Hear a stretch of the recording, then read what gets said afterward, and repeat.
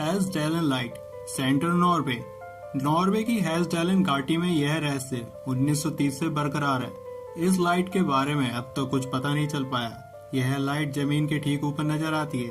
सबसे पहले इस तरह की प्रकाश किरणों को 1930 में देखा गया। कई बार यह आसमान में एक प्लेन पैटर्न में दिखती हैं, तो कभी अलग अलग रंगों में। इस तरह का प्रकाश हर साल 10 से 20 बार दिखाई देता है। हालांकि अब इनकी संख्या घट के 3 से 4 बार हो गई है। वैज्ञानिकों के पास इस पर अपनी अपनी अलग अलग थ्योरियां हैं।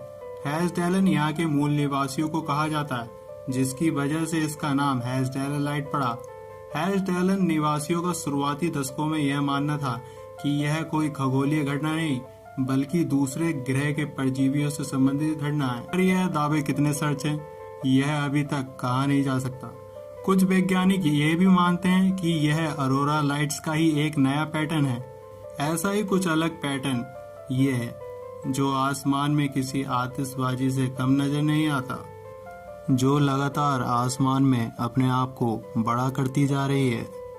कुछ वैज्ञानिकों ने दावा किया है कि यह लाइट पृथ्वी के गुरुत्वाकर्षण क्षेत्र में होने वाले बदलते प्रभावों के कारण होती है। अरोरा लाइट्स। पृथ्वी के दोनों ध्रुवों पर अरोरा लाइट्स के बनने की परिघटना के पीछे छुपे वैज्ञानिक रहस्यों को सुलझा लिया गया है। अब तक इस परिघटना के भौतिक कारणों का पता नहीं लगाया जा सका था, लेकिन जापान के यूनिवर्सिटी ऑफ टोक्यो के वैज्ञानिकों ने एक अध्ययन के परिणाम स्वरूप इस परिघटना के पीछे भौतिक कारणों का पता लगाने में सफलता हासिल कर ली है। यह रात और सुबह होने से पहले पृथ्वी के दोनों ध्रुवों पर दिखाई देते हैं। नॉर्थ और साउथ पोल पर आसमान में हरे, लाल और नीले रंगों की लाइट्स का मिश्रण दिखाई देता है। कुछ भिन्न प्रकार के अरोरा में से कुछ सूरज के निकलने से पहले ही दिखाई देते हैं। यह अद्भुत नजारा किसी अजूबे से कम नहीं लगता। ध्रुवों के पास दिखाई देने की वजह से इन्हें पोलर लाइट्स भी कहते हैं। उत्तरी अक्षांशों की ध्रुवीय लाइट्स, जिसे हम नॉर्थ पोल कहते हैं, वहां चमकने वाली लाइट्स को अरोरा बोरेलिस के नाम से जाना जाता है, जबकि साउथ पोल पर दिखने वाली अरोरा लाइट्स को अरोरा ऑस्ट्रेलिस के नाम से जाना जाता है। वैज्ञानिकों ने अपने अध्ययन में पाया है कि अरोरा लाइट्स इलेक्ट्रॉन और प्लाज्मा के तरंगों के परस्पर मिलने से बनती है, और इलेक्ट्रॉन व प्लाज्मा तरंगों की मिलने वाली प्रक्रिया पृथ्वी के बाहरी वातावरण के मैग्नेटोस्फीयर में होती है। इस मैग्नेटोस्फीयर के इलेक्ट्रॉनिक कण पृथ्वी के चुंबकीय क्षेत्र से ही नियंत्रित होते हैं। भौतिक कारणों का पता लगाने वाले वैज्ञानिकों के अनुसार जैसे ही मैग्नेटोस्फीयर में परिवर्तन होता है, वैसे ही सौर वायु ऊर्जा निकलती है। इस सौर वायु ऊर्जा की वजह से ही ऑरोरल सब स्टॉर्म उत्पन्न होता है। मैग्नेटोस्फीयर में आए परिवर्तन से खास किस्म की प्लाज्मा तरंगे निकलती हैं, जिन्हें कोरस तरंगे भी कहा जाता है। इन तरंगों से पृथ्वी के बाहरी वातावरण में इलेक्ट्रॉन की बारिश होती है, जिस वजह से नॉर्थ और साउथ पोल पर आपको कई रंगों की अरोरा लाइट्स देखने को मिलेंगी। पृथ्वी के बाहरी वातावरण में इलेक्ट्रॉन की बारिश का पता लगाने के लिए वैज्ञानिकों ने एक खास किस्म का सेंसर भी तैयार किया था। सेंसर से लैस यंत्र को exploration of energisation and radiation in geospace यानी कि GRG नामक सैटेलाइट के माध्यम से अंतरिक्ष में भेजा गया था। Northern Australia. Morning glory cloud. Morning glory tube दिखने में तो आम बादलों की तरह ही होती हैं, पर इनका आकार इन्हें और आकर्षक बना देता है, जिसकी वजह से आसमान में बहुत ही शानदार नज़ारे दिखते हैं। पायलटों का यह मानना है कि यह आसमान में हाईवे की तरह दिखाई देते हैं, पर हजारों किलोमीटर दूर तक ये अपनी एक लंबी श्रृंखला भी बना लेते हैं।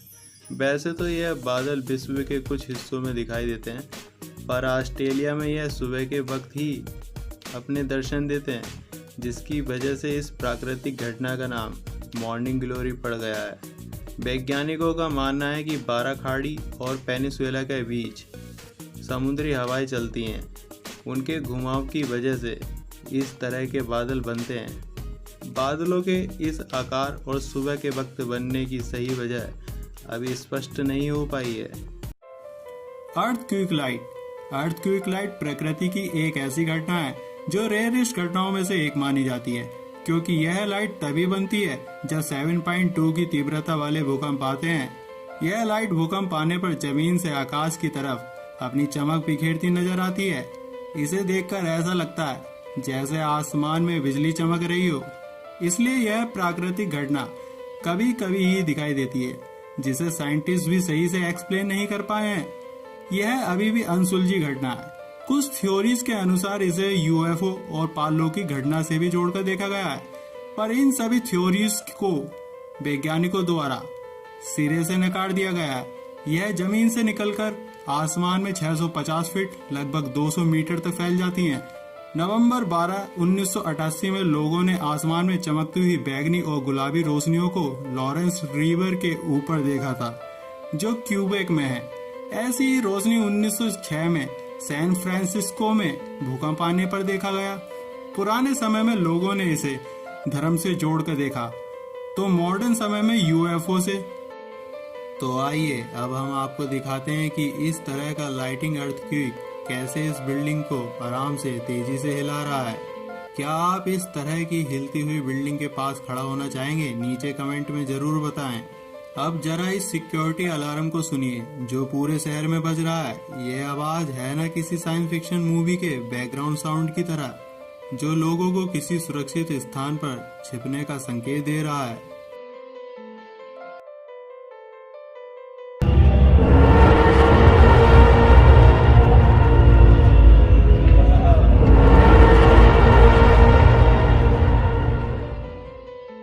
एक retired Canadian government agriculture inspector ने एक फोटो में यूएफओ द्वारा यह सब होने का दावा किया, जिसका फोटो यह है। इस फोटो के लेने से पहले इंस्पेक्टर ने यहाँ 6.7 रिएक्टर स्केल के भूकंप की आवाज सुनी थी, जिसके बाद ली गई फोटो में यूएफओ के होने का दावा किया गया।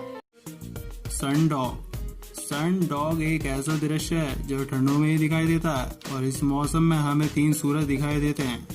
सूर्य के दोनों तरफ 2 सूर्य जैसे 2 प्रतिबिंब भी दिखाई देते हैं, और दूर से देखने पे ऐसा लगता है मानो कि आकाश में 3 सूरज दिखाई दे रहे हों। इसके बनने की सही स्थिति तब होती है जब सूरज आकाश में न होकर क्षितिज के करीब हो। सनडॉग फिनोमेना 22 डिग्री प्रभामंडल के भीतर ही दिखाई देते हैं, जिसमें उसके दाएं और बाएं 2 उज्ज्वल स्थान दिखाई देते हैं। यह बर्फ के क्रिस्टल द्वारा धूप के रिफ्लेक्ट होने की वजह से ही बनते हैं, और क्षितिज के ऊपर एक ही ऊंचाई पर समान दिशा में दिखाई देते हैं।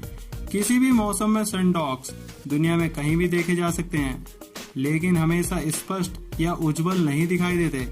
सूरज जब क्षितिज के पास होता है तब यह ज्यादा साफ नजर आते हैं। यह प्राकृतिक नजारा बर्फ व नमी वाली जगह पर ज्यादा साफ बनता है।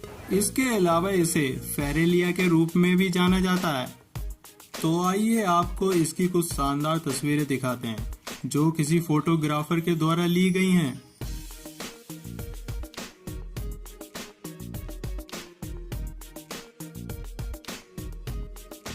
आपको ये नज़ारा कैसा लगा? अपनी राय कमेंट में जरूर बताएं। वॉल्केनिक लाइट ज्वालामुखी के विस्फोट के समय निकलने वाले धूल से भरे धुएं के गुब्बार में दिखाई देते हैं। यह आसमानी बिजली की ही तरह होती है। असल में जब वॉल्केनिक इरप्शन होता है तो उसमें से निकलने वाले धूल के कण काफी भारी संख्या में होते हैं, जो विस्फोट के दबाव से एक दूसरे से रगड़ खाते हैं, जिसकी वजह से उसमें एक इलेक्ट्रिक चार्ज बन जाता है।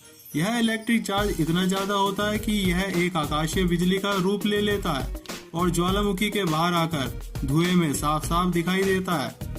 यह एक स्टैटिक इलेक्ट्रिसिटी होती है जो लगातार धूल के कणों पर दबाव और एक दूसरे से टकराने के बाद ही बनती है। पर इस विषय पर अभी भी वैज्ञानिक कोई ठोस वजह नहीं बता पाए हैं, क्योंकि इसका सही जवाब तभी मिल सकता है जब वैज्ञानिक इसका नजदीकी से अध्ययन करें। पर इसके पास जाना अपनी मौत को दावत देना होगा। चलिए हम आपको इस स्टैटिक इलेक्ट्रिसिटी के बारे में एक छोटा सा एग्जाम्पल देकर समझाते हैं। आप सभी ने अपने फ्रेंड के साथ कभी ना कभी मजे ही मजे में स्कूल के दिनों में लाइन खींचने वाले पैमाने को अपने बालों पर तो रगड़ा ही होगा। अब आप समझ ही गए होंगे हम किस बारे में बात कर रहे हैं। और इस रगड़ से बालों और पैमानों के बीच एक स्टैटिक एनर्जी बन जाती है, जिसे बाल और पैमाना कुछ देर के लिए अपने अंदर एब्जॉर्ब कर लेते हैं। अगर हम पैमाने को कागज के छोटे छोटे टुकड़ों के ऊपर घुमाते हैं तो वह कागज के टुकड़े पैमाने से चिपक जाते हैं। यानी कि उसके चारों ओर एक मैग्नेटिक चार्ज बन जाता है। कुछ ऐसा ही वोल्केनो से निकलने वाले धुएं के धूल के कणों में होता है, जहां हमें स्टैटिक इलेक्ट्रिसिटी बनती दिखाई देती है।